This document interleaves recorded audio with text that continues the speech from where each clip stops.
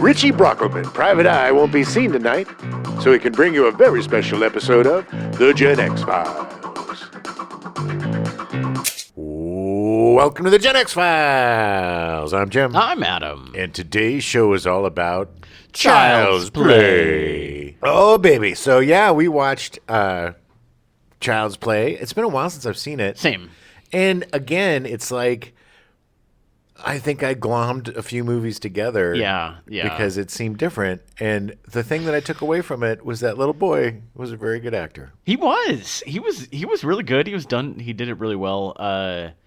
Brad Dourif is so fantastic. They showed way more of him before he got into the doll than I realized. Yeah. As I was going to say Jackie Earle Haley, no. but nope, that's the actor that played the Freddy Krueger in the remake. Yeah. No, Charles Lee Riley? No, that's not it either. Charles Nelson Riley. It wasn't him. Charles Lee Ray was the name of his character. It's a conglomeration of three different killers. Yeah, that's correct. That is correct. All right, well, take yourself back to 1988. Yeah. All the way back there. April 18th, the second annual Kids' Choice Awards airs on Nickelodeon, hosted by Tony Danza. Tony Danza. Hey, you want to know who the boss is? It's Mona. Debbie Gibson, Brian Robbins, and Dan Schneider.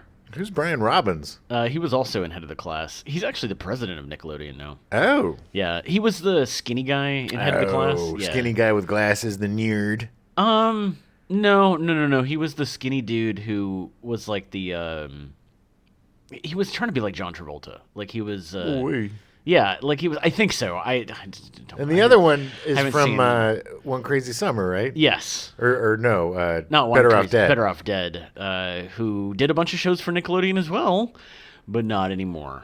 Yeah, it's another horror movie. Alf wins favorite TV show at the second annual Kids' Choice Awards. Yeah, I won. I like to eat cats. Yeah, I'm from Melmac. You know what Alf stands for?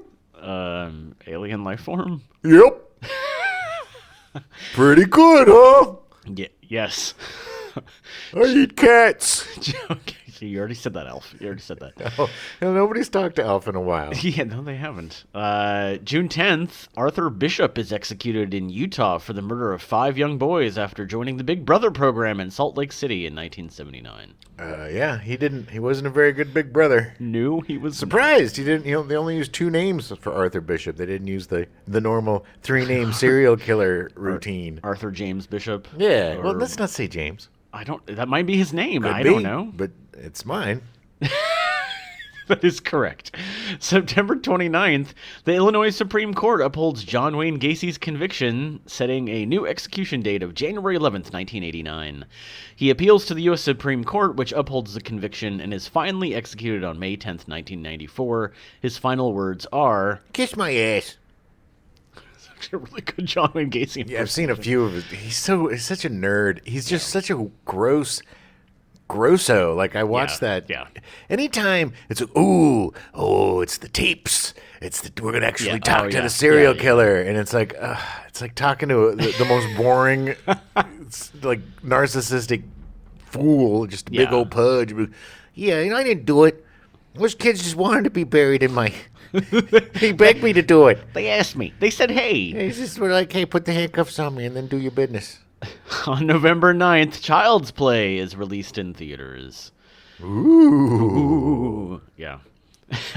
Child's Play starts with Don Mancini and his realization while in college that while the evil doll trope had been done before, such as in Trilogy of Terror in 1975. Oh, that was...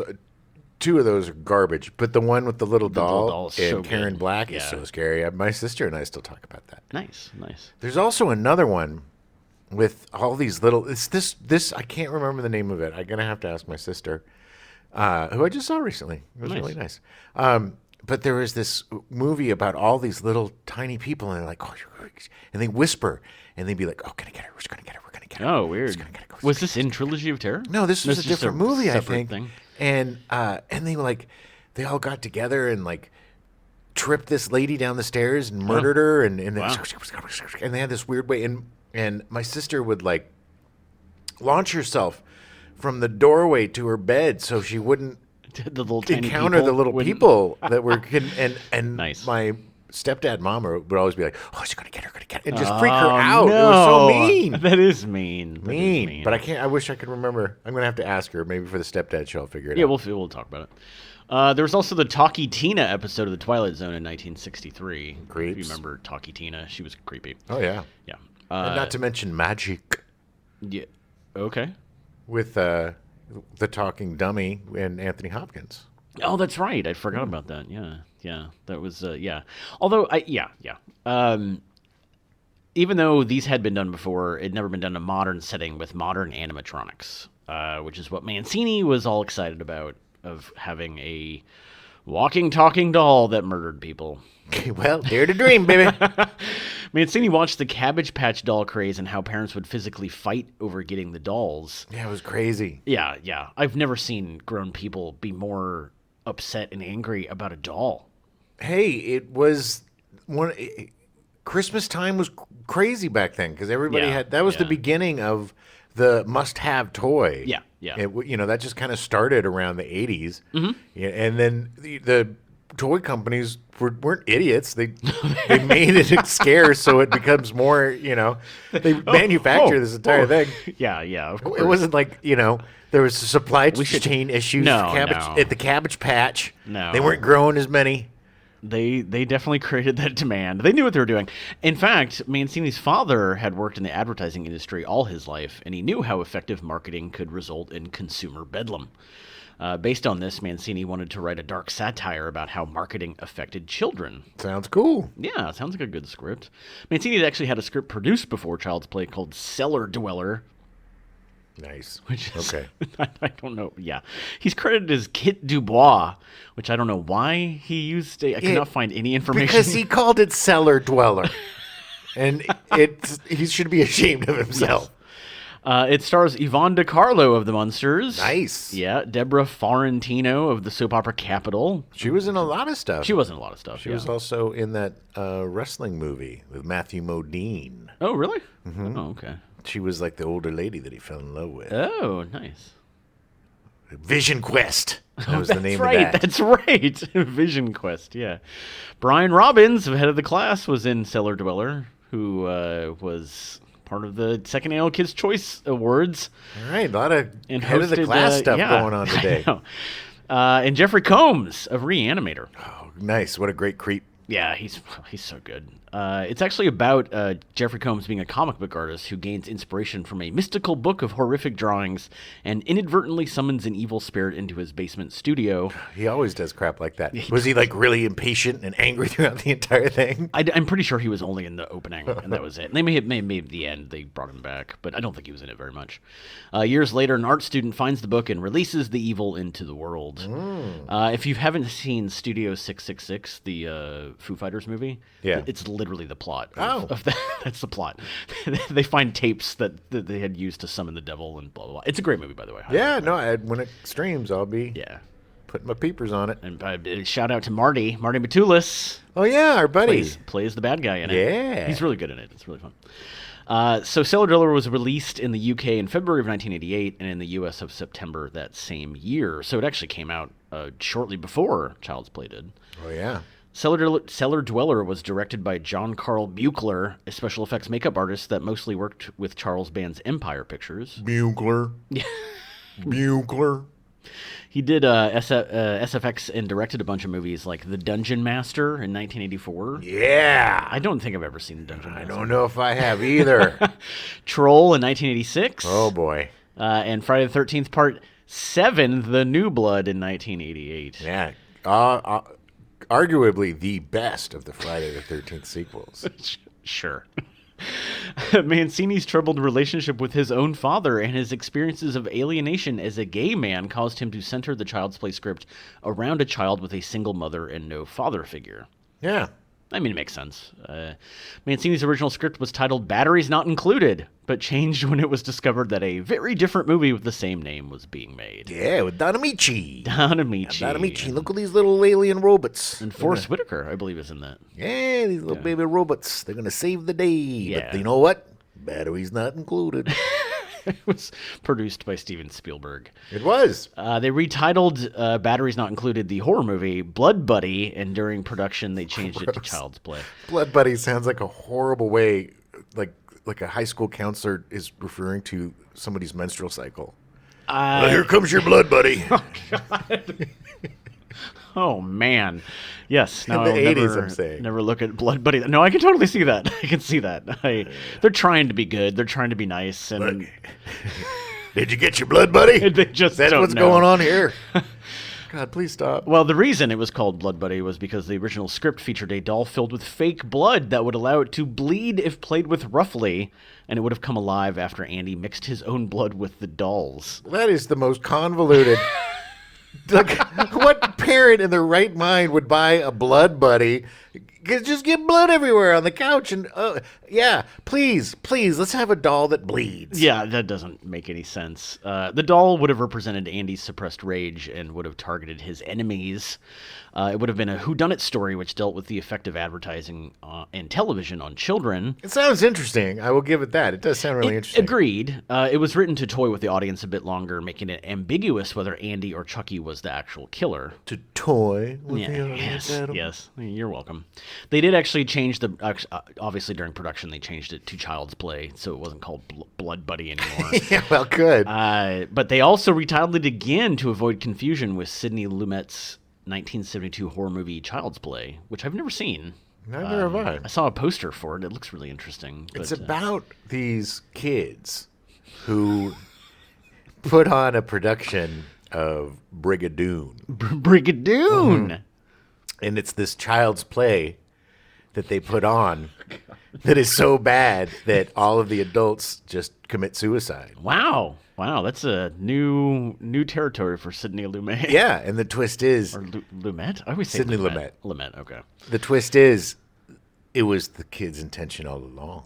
To get the parents to kill themselves? Yep. That actually sounds like it would be like a Japanese horror movie. And the kid said, "Welcome to Brigadoon, a child's play." All right, so check out Sidney Lumet's 1972 horror film Child's Play. It's pretty good. Charles Band actually expressed interest in filming the script as Mancini had worked with him on Cellar Dweller. Charles Band would actually later produce the Puppet Master franchise. So he really wanted to get involved in some killer dolls. That guy's got some issues. The Puppet Master series is so awful. It's so good. I loved the first movie. Oh, is that the one that has... He's got the screw head, and then there's a dude that looks like he's wearing like the tiny hat and the glasses, the sunglasses. Right. But is that the one with Paul Lumet? You know, the older guy, the older blonde possibly, guy? yeah. And he picks up the doll by the toes. Yeah, and he I think looks so. at it. Oh, Yeah. my sister and I used to do that all the time. That's another one of our... I think my sister and I watched a lot of doll movies together. We both were horrified by dolls and little things. The script was accepted by United Artists after the studio president and the MGM UA communications chairman realized that it could begin a long-running series. They wanted to franchise it. After UA purchased the script, it was rewritten by John Lafia to make the character of Andy more sympathetic, and after producer David Kirshner expressed doubt that parents would buy their children a doll with fake blood. Yeah, well, smart guy right there. Making David Kirshner the smartest man on the production. Hey, can I just point something out real quick? As a father, I've got 3 kids. There's no way in hell I'm going to buy a doll that squirts blood all over my house, okay? Who would do that? You guys obviously don't have kids. Obviously, Don Mancini did not have kids, yes. John Lafia had previously only had one movie that he wrote and directed before Child's Play, The Blue Iguana, which came out in April of 1988. I remember that little indie Yeah, movie. It was with Dylan McDermott and Jessica Harper, Dean Stockwell, and Flea in one of his early roles. Yeah, Flea was in a lot of stuff. He was. He keeps popping up in random stuff I've been watching. Dylan McDermott McDoobit. I just rewatched it. I just rewatched the remake of Psycho, and he's in that. Flea is in that. It's weird. Flea just showed up on sets, and they were like, "Are you in this movie?" And he's like, "Sure." Why, yes, All right. I am. Roger Ebert gave The Blue Iguana a negative review and described it as a smart aleck parody of Private Eye movies, but it knows as little about Private Eyes as it does about the parodies in movies. I'd like a cheeseburger. Yeah. David Kirshner had previously created an animated TV show called Rose Petal Place in 1984 and had come up with the story and produced An American Tail in 1986. Nice. Do you remember American Tail? That's the Fievel, right? Yeah, Fievel, the little... Somewhere out there. And that's all we can do before we get sued.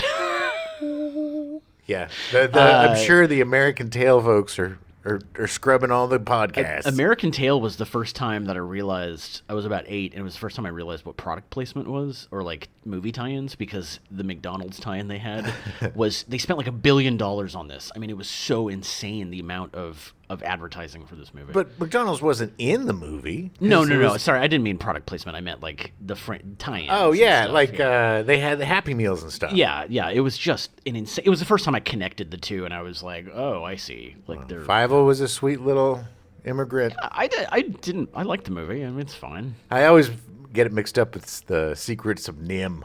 Oh, no, that's rats. Little tiny rats. Yeah. A little more violent. Fievel wore a jaunty hat. Yeah, and he sang a lot about being somewhere out there. Wasn't he separated? Then he went west. They were coming to America through the... They're coming to America. Ellis Island. Yes. You know? And then he gets separated from his parents, and... Yes, and then in the sequel, he went west. Yeah, Fievel goes west. David Kirshner most recently came up with the story for Hocus Pocus 2. Okay. I watched this recently. So how was it? It was fine. I mean, actually, Phoebe will kill me, but I think I liked it more than the first movie. Phoebe's a super fan. How did she like the sequel? It was fine. It didn't have the same magic for her that the first one did. How could it? But again, I think it goes back to she saw this when she was young. My writing partner, Kyle, is the same way. Like, she was like... the movie was fine, but it doesn't capture that same magic that the original did. So. The Hocus Pocus magic. Yeah, I don't know. It's worth a watch. It's fun. I don't know. All right. A glowing review for the new Hocus Pocus from Adam. In Lafayette's rewritten script, Charles Lee Ray's soul would have been transferred to the doll after being executed by electric chair as it was being manufactured on an assembly line. That's the exact same thing as Shocker, though. Yeah, remember? Shocker. I think they borrowed that for Shocker. Yeah. Shocker. With oh god, I can't think of his name. He played Shocker. Mitch Pileggi. Mitch Pileggi. Yeah, Mitch Pileggi from the X-Files. And from 3 O'Clock High. Yeah. Yeah. I love Mitch Pileggi. Oh, he's great. Yeah, he's great. I like saying his name, Mitch Pileggi. The script featured the doll factory where Chucky was produced as a location, which we recycled for the second film. So they actually did end up using it in not Chucky 2, Child's Play 2. Well, good. I'm glad. Yeah. He was responsible for coining the name Chucky and contributing trademark dialogue such as, "Hi, I'm Chucky. Want to play?" No. I said I'm Chucky. Want to play?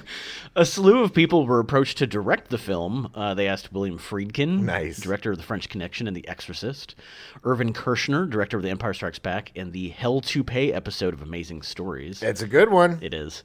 Robert Wise, director of West Side Story, The Haunting, The Sound of Music, and The Andromeda Strain. That would have been interesting. Same. Joseph Rubin, director of Dreamscape and The Stepfather. I like the original Stepfather. It's good. Dreamscape was a interesting mess. It was a bit of a miss, yeah. Howard Franklin, writer of Romancing the Stone, The Name of the Rose, and Someone to Watch Over Me. He would later write and co-direct Quick Change. Nice, I love Quick Change. Bill Murray, yeah. Rocky Morton and Annabelle Jankel, directing partners who created the original Max Headroom British short and the Americanized adaptation. And they would later go on to direct one of the scariest movies ever made, the 1993 video game adaptation Super Mario Brothers. I like that Super Mario Brothers. I'm a Mario brother. And it's kind of in honor of the fact that there's a new one coming out. I'm a King Koopa. Yeah. Yeah, I love okay.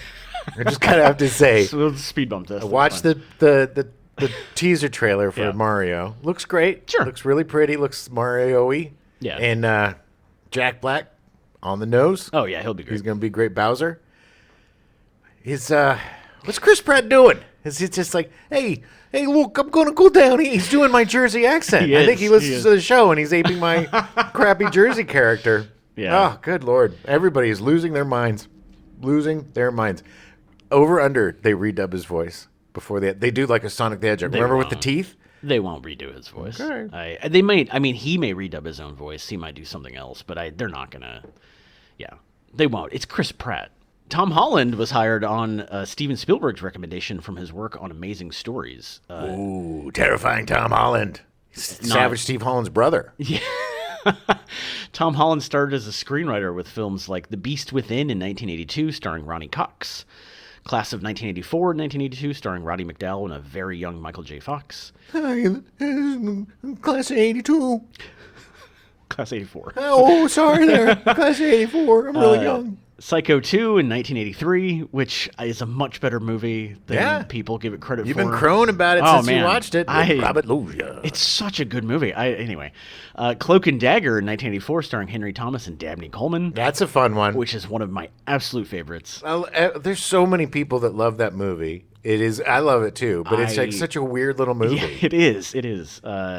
Scream for Help in 1984, directed by Michael Winner. I don't know that one. Yeah, I don't know that one either. Tom Holland would start directing his own work in 1985 with Fright Night, starring Chris Sarandon. Oh, such a good movie, and Roddy McDowall. I have not seen Fright Night in a long, long time. We're definitely doing that one. I've seen it. I saw your eyes get big. I've definitely seen it, but I don't remember much of it. Fright Night 2 was okay, too. Wasn't great, but Fright Night was so good, and Roddy McDowall was so good, and it was just such a cool little movie, and that did not need to be remade. No, it did not. Pretty much none of these movies need to be remade, but we'll talk about that later. Poor little Anton Yelchin. Every time I think of the Fright Night remake, it makes me think of him and makes me sad. Being pinned behind a truck. Oh, God, it's just awful. So awful. Yeah, badness. Tom Holland tried his hand at directing someone else's work in 1987 with Fatal Beauty, starring Whoopi Goldberg and Sam Elliott. Do you remember Fatal Beauty? I actually do. It was, I think she was a private detective. She's a private detective, yeah. Yeah. I was a big fan of Whoopi, so I pretty much watched anything she did. There were great movies back then that I really liked of hers, and I'm surprised I've never seen this. Yeah. I mean, let's get straight. Like, a lot of her movies were pretty bad. The one of her and the dinosaur playing basketball, that was pretty bad. Oh, my God, I blocked that movie out. I think most of America did. But she had some neat little movies. There was that movie with Ted Danson was really good that she was in. Yeah, the Jumpin' Jack Flash. And, she had some really fun movies. Yes, of course. I love Whoopi. She's great. She's an American treasure. She is. Holland would make his own rewrites to the Child's Play script as well. So there were actually all three credited, John Lafia, Tom Holland, and Don Mancini. Terrifying Tom Holland. Terrifying Tom Holland. So then they moved on to casting. They cast Catherine Hicks as Karen Barkley. Hicks started a career appearing in 210 episodes of Ryan's Hope, the soap opera on ABC between 1976 and 1978. Yeah. That's 2 years that she did 210 episodes of a soap. Yeah, it's steady work. Yeah. She played the main character on the TV series adaptation of The Bad News Bears in 1979. Yeah, that was not good. I figured not. She played Marilyn Monroe in the TV movie Marilyn, The Untold Story in 1980. I didn't see it. I'm sure it's probably not great. I'm sure she's fantastic in it, but yeah. I'm not a big fan of Marilyn Monroe adaptations. Yeah, I mean, I tried watching the new one on Netflix, and whew, man.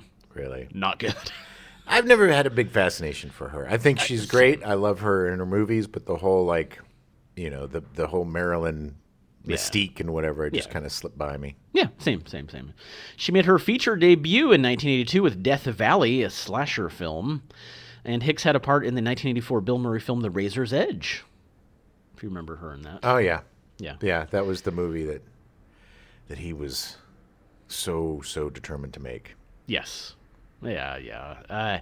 She's most well known now for playing the mother in the WB series Seventh Heaven, appearing in 239 episodes. Just a few more episodes than she did in that soap in 2 years.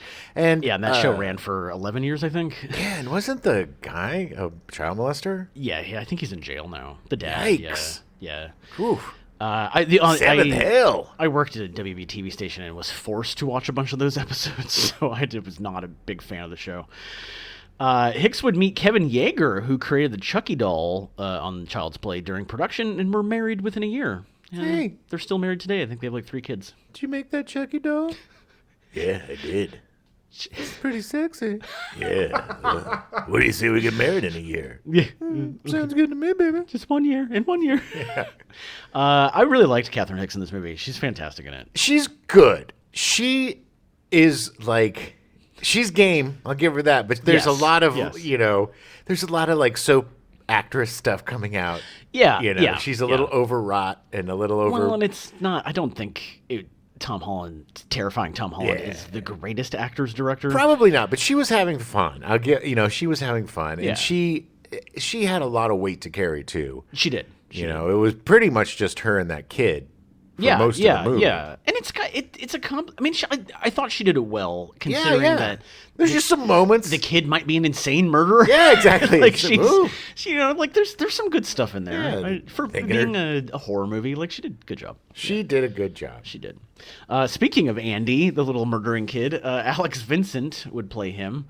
At the age of 5, his desire to be an actor was sparked when he saw his neighbor on television. Hey, that's my neighbor. I want to do that too. He went to her agent and landed parts in several TV commercials. Hey, you're my neighbor's agent, right? Look, I want you to get me out there. I want you to get me out there right now. I'm 5. I'm this many. For Child's Play, he competed against hundreds of other actors in New York City and LA, and ultimately making it to their top 3. He got the role after refusing to swear in front of his mother while reading some lines. After playing it off like he forgot the lines, he impressed the producers and landed the role. That's the most adorable thing I've ever heard. That is the most adorable audition thing I've ever heard. I can just picture him looking at the script and just being like, I can't say this. I can't say this. Just like the wheels turning in his little mind.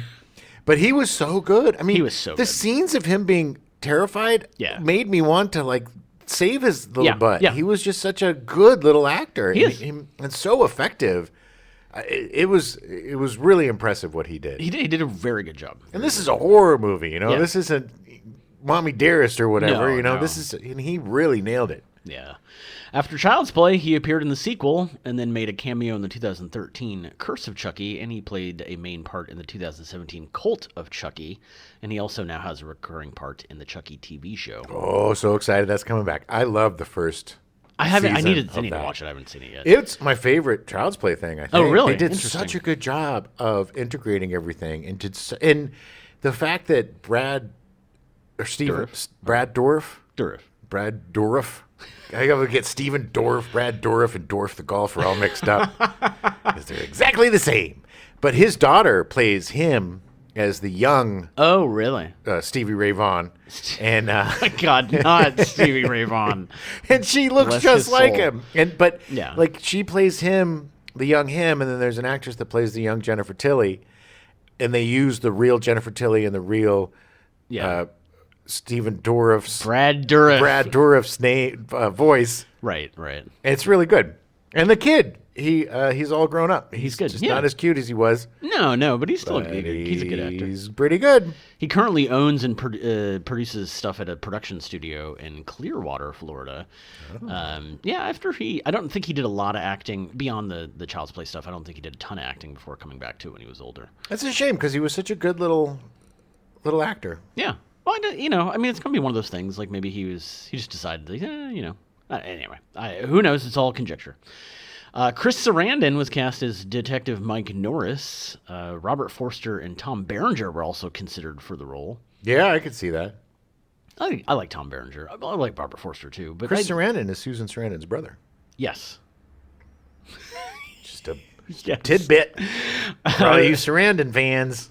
Sarandon made his acting debut on the soap opera Guiding Light in 1969. He appeared on the soap for 4 years and was in 4,000 episodes. I was going to say, he was in 14,000 episodes in 4 years. His feature film debut was in 1975 as Leon Shermer in Dog Day Afternoon, being nominated for an Oscar and a Golden Globe Award. Such a great performance. And we were talking about this during during our viewing of Child's Play the other night. Yeah.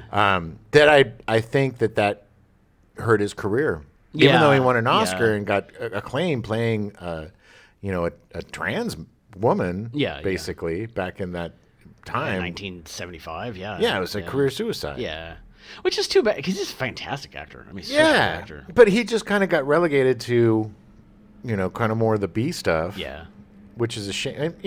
He was so good in Fright Night.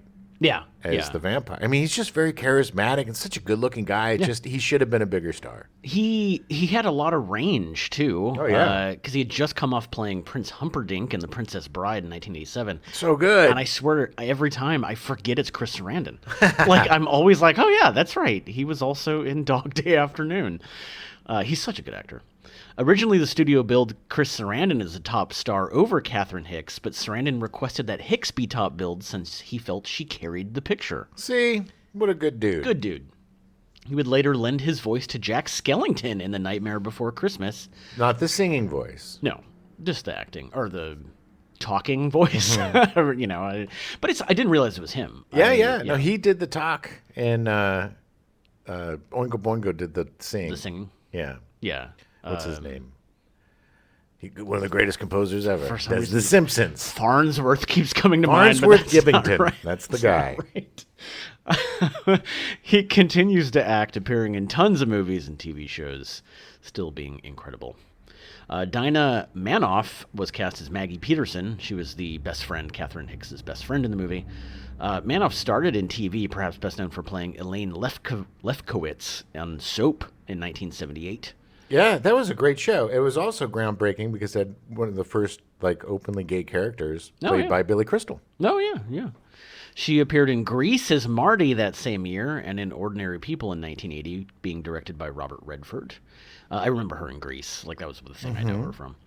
In 1988, she starred in Empty Nest as one of Richard Mulligan's daughters, appearing in 170 episodes, as well as playing the part on 2 episodes of The Golden Girls and 2 episodes of Nurses. Richard Mulligan was also in Soap, and I think might have played her dad on Soap. Oh, that's cool. Richard Mulligan's great. He's a good actor. Soap, we're going to definitely do a show on it, but you would love it. I'll have to check it out, yeah. There's a guy with a dummy. You like them ventriloquists. Oh, my God, really? Yeah, but it's really funny. She has not had any credited appearance since 2008 with Bart Got a Room. So I don't know what Dinah Manoff is up to these days. Whatever she's doing, I hope she's doing it well and having a good time. She was really good in this movie. She's great. I've always been a fan. Yeah. Tommy Swerdlow was cast as Jack Santos. Tommy Swerdlow. Swerdlow made appearances in Real Genius in 1985, Howard the Duck in 1986, and Spaceballs in 1987. He would later write Cool Runnings in 1993 and Little Giants in 1994. Cool Runnings, man. Yeah. Jack Colvin was cast as Dr. Ardmore, the doctor who just did not believe Andy at all, and his answer was to shoot him full of drugs. Let's give him drugs. He's delusional. He's a consummate theater man, continuously returning to the stage during his long career. He's made feature film appearances in Scorpio in 1973, The Stone Killer in 1973, The Terminal Man in 1974, and Rooster Cogburn in 1975. Rooster Cogburn. He's made appearances on hundreds of TV shows like Quincy M.E., Switch, The Rockford Files, The $6 Million Man, Kojak, and The Bionic Woman. He was also Jack McGee, the tabloid reporter in The Incredible Hulk. Oh, that's right. Yeah. And Bill Bixby said that part. You don't want to make me angry, Mr. McGee. You wouldn't like me when I'm angry. Oh, because he turns into a Hulk. He turns into the Hulk, yeah. While under contract to Universal Pictures for 7 years, he appeared in over 100 hours of television programming. He got paid $18. Yeah, probably. In his later years, he would move to teaching at the Central Experimental Film School of Rome, the University of Southern California, Cal State Northridge, the American Academy of Dramatic Arts, the 1994 Michael Chekhov International Workshop in Sussex, the Center for Performance Research at the University of Birmingham in 1999, and the Michael Chekhov Association's New York University June Intensive in 2004. Impressive. He passed away from a stroke in 2005. Oh. Yeah. He was a great actor, thoe. Yeah, he was. Yeah. He was great as Jack McGee. I hated him. Hated him. Neil, I'm not even sure if I'm going to say this right. Neil Gintali? Sure. Neil Gintali as Eddie Caputo. Gintoli made his feature film debut in Child's Play. Eddie Caputo was the henchman. He can be heard saying, "Oh shit," twice. Otherwise, he has no lines of dialogue in the entire movie. Despite being Charles Lee Ray's henchman, Eddie Caputo does not share any scenes or interact with Charles in the film. But for some reason, the internet is obsessed with Eddie Caputo. Really? I don't know why. Probably the name. He apparently Caputo. he makes an appearance in Curse of Chucky in 2013, but Neil Gintali does not play him. Gintali has appeared in a number of movies and TV shows like Waterworld and Seinfeld. Yeah, Nice. I really don't understand why they're obsessed. The dude has so little screen time, and It's the internet, baby. They get weird. obsessed by weird things. He's probably memeable. yeah, probably. Brad Dourif was cast as Charles Lee Ray and Chucky. John Lithgow, Gary Oldman, and Andrew Divoff, who would later play Mikhail on Lost, were considered for the part. Oh, would have been great. Yeah, agreed. I think they all would have been fantastic. Gary Oldman would have been hilarious. I would have loved to see Gary Oldman stuck in the Chucky franchise for all of his life. Oh, that would have been great. What did I do? Chucky's full name, Charles Lee Ray, as Jim said earlier, was derived from the names of notorious criminals Charles Manson, Lee Harvey Oswald, and James Earl Ray. They claim notorious murderers, although Charles Manson never murdered anybody. I just want to get that out there. He did kind of push people to do it, though. But I'm not defending Charles Manson. People also say that, Lee Harvey Oswald didn't kill anybody? yeah, and James Earl Ray, too. Yeah, well, maybe, okay. That's why they're criminal. Yeah. I believe that they did, by the way. You know, I was just a quick little side. I was at the book depository. Oh, yeah? And you could totally make that shot. Of course. 100% you could make that course. shot. Not It is even a tough... The best... I could have made that shot. Anybody that argued he couldn't, just watch Full Metal Jacket and the drill sergeant talking about how he was trained as a Marine. Of course he made the shot. But it's like the way they make it sound, it's like this totally impossible thing. It was not impossible at all. Right. Brad Dourif was nominated for an Oscar and won a Golden Globe and a BAFTA award for his film debut role as Billy Bibbit in One Flew Over the Cuckoo's Nest in 1975. Hey, Billy, why don't you stop doing what you're doing? Let's go to a baseball game and away from Nurse Ratched. I don't know. I'm afraid of Nurse Ratched. I'm afraid of Nurse Ratched. He had a stutter in there. He did. He was great in it. He was amazing. He was amazing and so sad. He's the one that killed himself. Spoiler alert. Oh, He's too late. Yeah, well, for a 60-year-old movie. But yeah, he was so good in that. Yeah. He made appearances in Wise Blood in 1979, directed by John Huston, Ragtime in 1981, directed by Milos Forman, Dune in 1984, and Blue Velvet in 1986, both directed by David Lynch, and Mississippi Burning in 1988, directed by Alan Parker of Bugsy Malone. Bugsy Malone. Despite their long-running collaborative effort to bring Chucky to life, Brad Dourif and special effects wizard Kevin Yeager, who created the Chucky doll, have never met in person until they were both guests at a horror convention in May of 2018. What? It's just weird. You think that they would have met like at a rap party or something. He didn't go to rap parties. You're going to say Steve Dorff I again. did. Oh, I know Steve doesn't go. Dourif would play Chucky in all of the sequels in the currently running TV show. Initially, the voice of Chucky's doll was intended to be a simple electronic overlay similar to ordinary toys with sound chips. Yeah, like Teddy Ruxpin, which you always heard the servers. Yeah.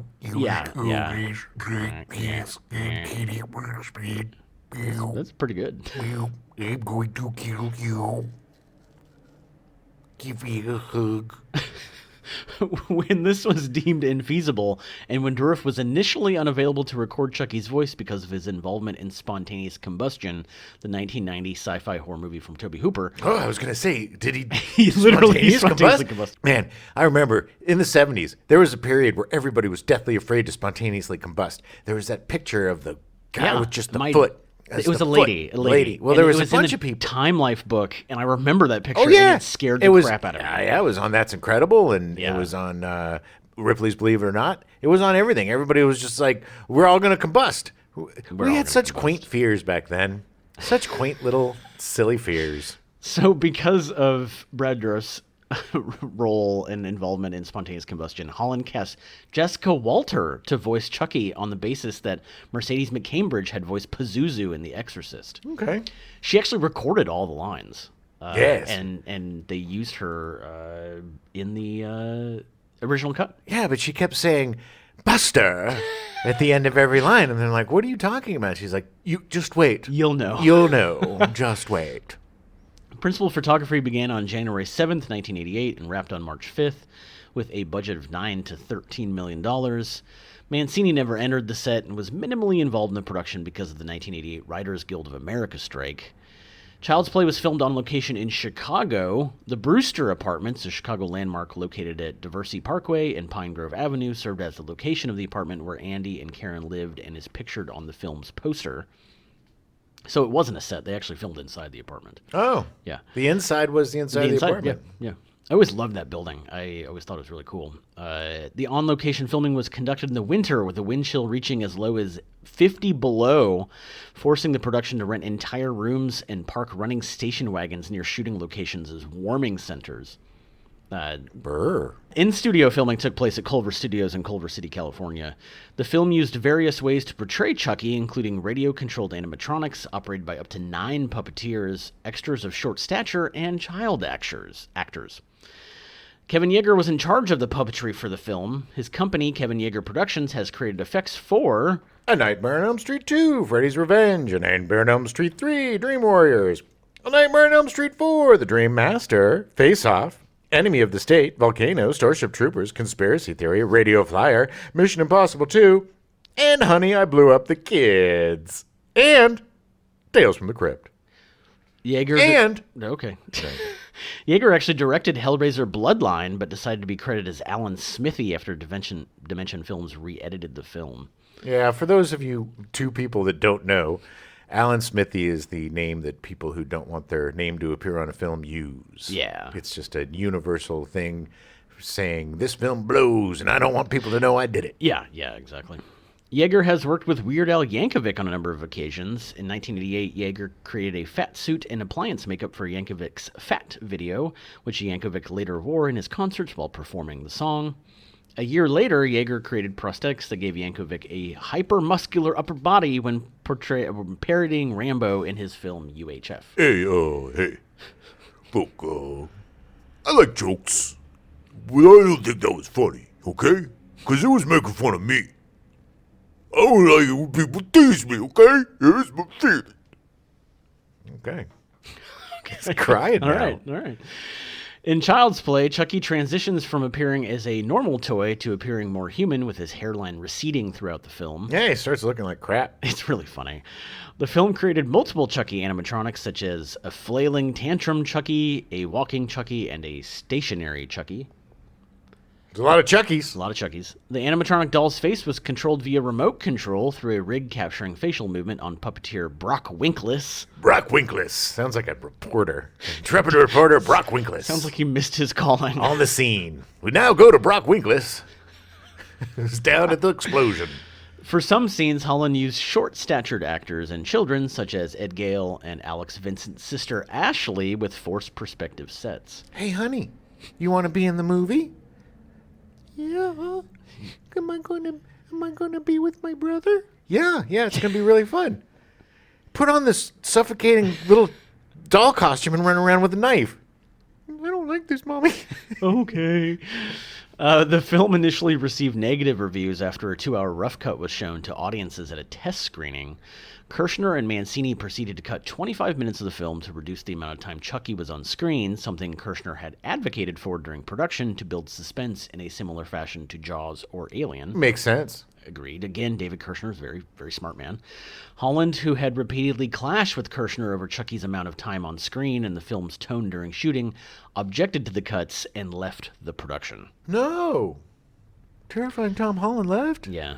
He didn't like what they were doing, so he was like, "Hey, it's mine. It's mine. I'm gonna leave. I'm gonna take my ball and go home." Well, he left his ball and went home. Yeah, yes. The three have also suggested that the test screening flopped due to their use of Jessica Walter as the doll's voice. They claim that while Walter's voice was suitably menacing, she was unable to convey the humor intended for the character, and all of her lines were redubbed with Dourif's voice. That's hard to believe because she's so funny. Agreed. I don't know. It just seems odd. Part of me really wants to see this cut with her voice, just to see what it was like. The cut footage, shown only in production stills in the film's script, would have featured Charles Lee Ray stalking a drunk woman as a human, only to discover it to be Mike Norris on an undercover sting operation. Hey, it's me, Mike Norris. Undercover sting operation. You busted. You busted, Ray.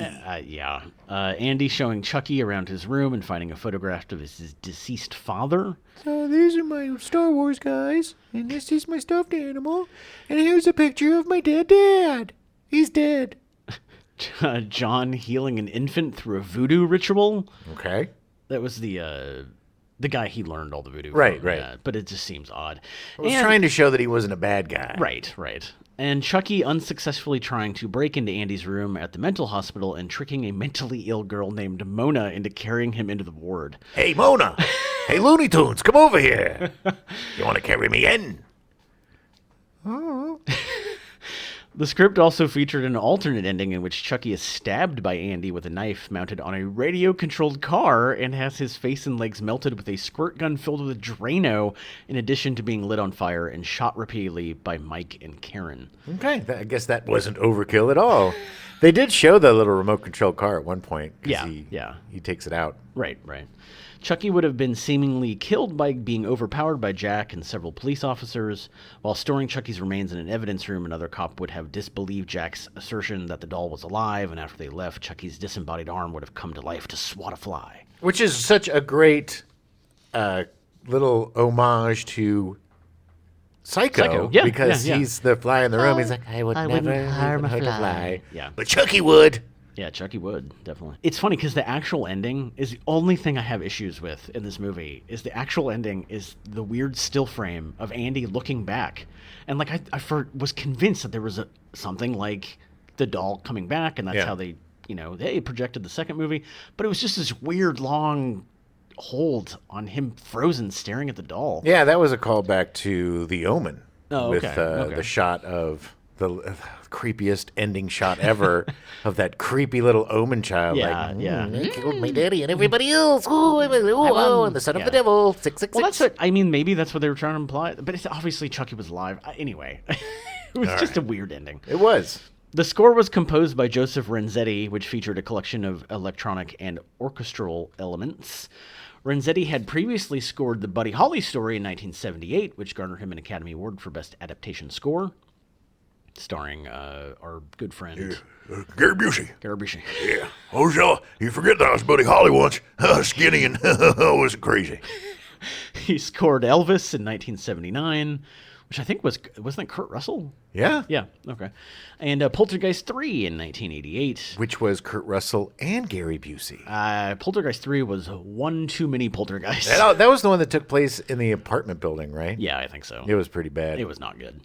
He would go on to score Basket Case 2 in 1990. Basket Case. Have you ever seen Basket Case? Oh, yeah. Oh, my God. Oh, my God. That first movie is incredible. It's so disturbing. It is disturbing. Basket Case 2 is okay, and it gets really... There's more of them that get really bad. Yeah, the first one, But the first one is so creepy and so weird. He would also go on to score Frankenhooker in 1990. Just shout out to our good friend Greg, who actually gave me that movie for Christmas a few years ago. Nice. Very nice present. He'll listen to this episode. So, MGM UA made a controversial decision to not release the film during Halloween, which would make sense, moving the release date closer to Veterans Day weekend. Yeah, we owe it to the veterans. I mean, it just doesn't make any sense. This is not the last movie we'll talk about that was released in November. Hey. Yes, Bob. Please explain.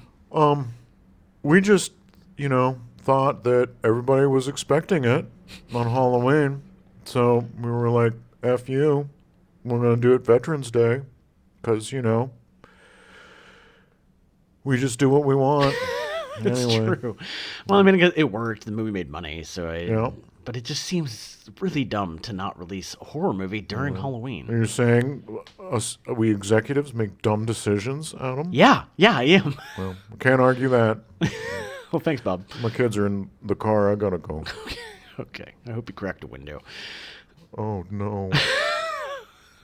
The film was heavily promoted for 3 weeks before release through television spots, emphasizing audience reactions directed towards 12 to 20-year-olds and intended to position Chucky as the new terror icon.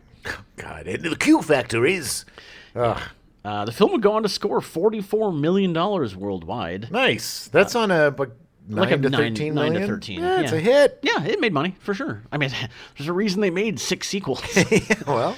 Roger Ebert gave the film 3 out of 4 stars, calling it... cheerfully energetic horror film. Yeah, he actually liked it. That's impressive.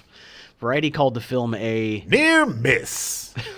What does that mean? I don't know. It was nominated for... Almost missed it, but they landed it at the end. that's like, oh, it almost didn't work, but then it did. Yeah. It was nominated for 4 Saturn Awards. Best Horror Film, Best Performance by a Younger Actor for Alex Vincent, Best Writing for Tom Holland. Terrifying Tom Holland. Sorry. Best Writing for... Terrifying Tom Holland. John Lafia and Don Mancini. And Best Actress for Catherine Hicks, who ended up winning. Nice. Yeah. Well, Hicks for the win. Well deserved. Well deserved. During the initial release, a large crowd of protesters formed at the main entrance of MGM calling for a ban on the film because they claimed it would incite violence in children. No more Chucky. Incite violence in children. Local news reporters from 2 TV stations were broadcasting live from the scene. The producer, David Kirshner, was watching the demonstration on TV and was disturbed.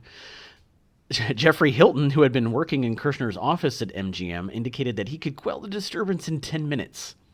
Okay. While Kirshner was watching from the safety of his office, Hilton spoke to the group's leader and shook his hand. The group instantly dispersed, much to the chagrin of the newscasters. No, what about our story? Yeah.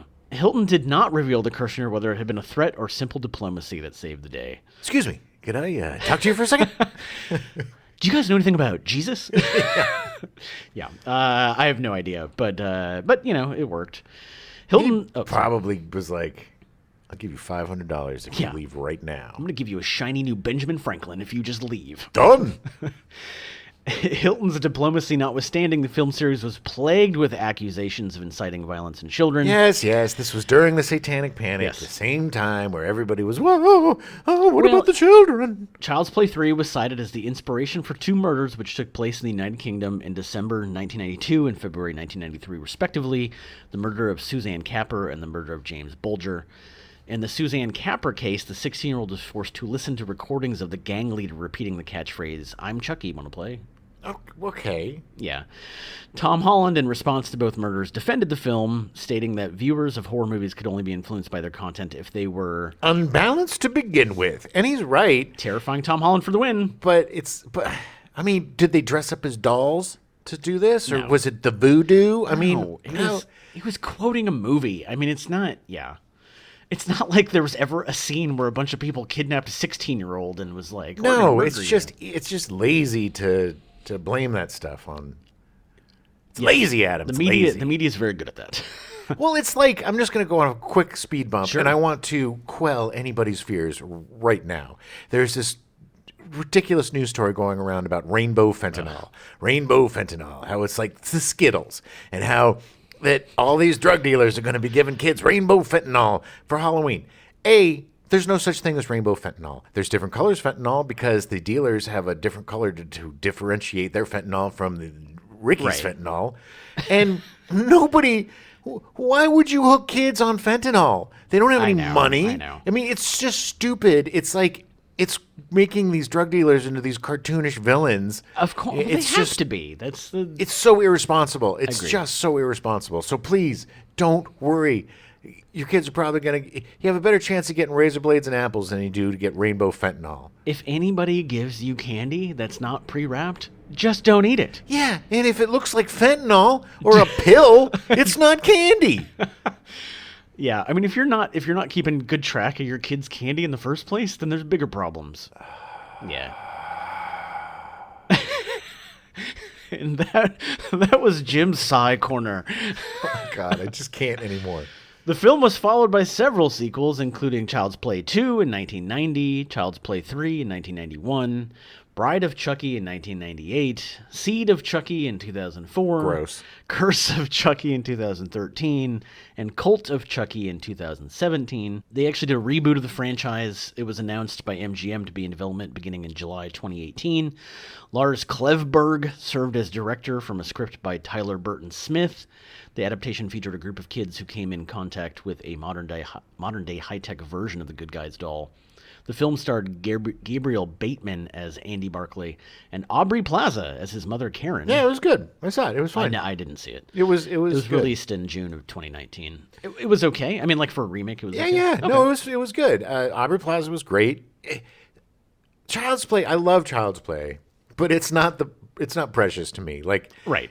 Honestly, the stuff that they've done, like Child's Play is great on its own, but I love the show. I think the show is so much better than the movies. Yeah, and the show started in 2021, and the new season just started like a week ago. Yeah, I think it's on USA. You can watch it on Peacock. They air it the next day on Peacock. Right, but it's... No, it's on Sci-Fi. It's on Oh, Sci-Fi. is it on Sci-Fi? That makes even more sense. But yeah, I watched I burned through the first season of that, really enjoyed it, and they brought everybody back. Nice. Everybody who, survived the movies. Right.